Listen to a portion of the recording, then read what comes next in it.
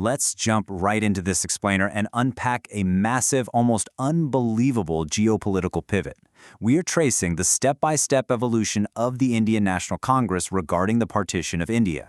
Relying strictly on the historical source material, we're going to map out exactly how a rock-solid stance on national unity totally flipped, eventually turning into the ultimate acceptance of a divided subcontinent. It's a massive historical puzzle, right? I mean, how does a leadership so incredibly committed to unity fundamentally reverse its position in just a few short years? What specific pressures, what compromises, and what real-world events forced their hand? Well, let's let the timeline answer that for us. Here is the timeline showing exactly how time ran out on India's unity. We kick off in April 1942 with the initial resistance. Then, March 1944 brings Rajaji's formula. September 1944 sees Gandhi's offer. And finally, December 1946 delivers the British ultimatum. Section 1. The initial resistance. Now, the strategic contrast here is just absolutely fascinating.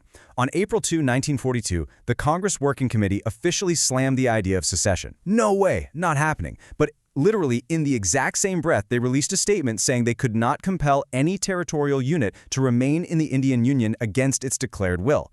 Think about that for a second. They officially rejected secession, but inadvertently created this massive loophole by refusing to use force. Realizing the incredibly dangerous implications of that loophole, they desperately tried to seal it shut just 1 month later. On May 2, 1942, the All India Congress Committee adopted Jagat Narayan Law's resolution, explicitly ruling out the liberty of any state or unit to secede. So at this specific moment, the official stance was locked down tight, absolutely no division. Section 2. The shift begins. To break the growing political deadlock, massive compromises basically had to be made. By March 1944, Rajaji's formula was introduced, and this actually accepted a direct vote, a plebiscite, on partition in absolute Muslim majority areas. Then, fast forward to their 1945 election manifesto, Congress formally reverted right back to their April 1942 loophole. They stated they would not compel unwilling territorial units. By making this their official platform, they essentially nullified that strict lockdown resolution from May 1942. And it goes even higher up the chain.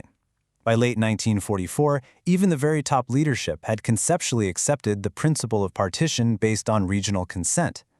On September 24, Gandhi himself offered Jinnah a plan for 2 sovereign independent states, which would be tied together by a treaty of separation covering defense and foreign affairs. The trend lines from the source material are crystal clear here. Absolute unity was no longer the sole option on the table. Section 3. The British ultimatum. So the constitutional deadlock between India's political factions finally forced a definitive cornering maneuver. On December 6, 1946, the British government released a statement outright rejecting Congress's interpretation of the grouping formula. They made it explicitly clear the Constituent Assembly had absolutely zero prospect of success unless it operated on an agreed procedure between all major parties. The clock had officially run out. The reasoning they provided for this was highly consequential. They established that if an assembly framed a constitution without the representation of a large section of the Indian population, the British government simply could not force that constitution upon any unwilling parts of the country. Now, notice the crazy irony there. This perfectly echoed Congress's own earlier loophole about not compelling unwilling units. This statement wasn't just a simple update. It was a pure ultimatum. It left Congress staring down a stark binary choice. Option 1, unqualified acceptance of the Cabinet Missions Plan, exactly as the British and other parties interpreted it. Or, Option 2, partition of the country. Talk about being stuck between a rock and a hard place. Section 4. The final turning point. Faced with those 2 impossibly difficult paths, Congress preferred the latter, partition. What is really vital to note from the source material is that they made this monumental choice even as Gandhi once again rejected the plan. Despite his continued, passionate resistance to division, the broader Congress leadership realized a definitive path absolutely had to be chosen.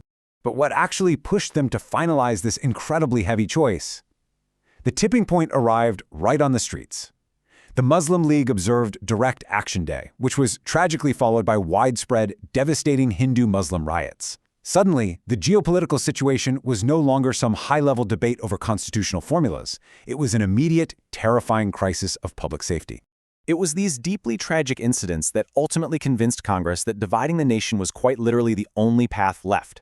Their ultimate goal had to shift purely out of necessity, from maintaining total unity to figuring out how to ensure lasting peace after the British departure. The violence convinced them that without partition, peace would be impossible.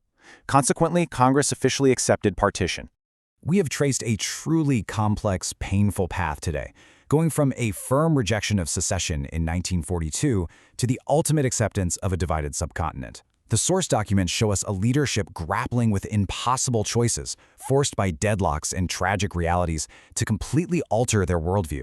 And it leaves us with this heavy, enduring question to ponder. Was the partition of a nation the inevitable price for lasting peace? Thanks for exploring this explainer with me, and keep questioning the history behind the headlines.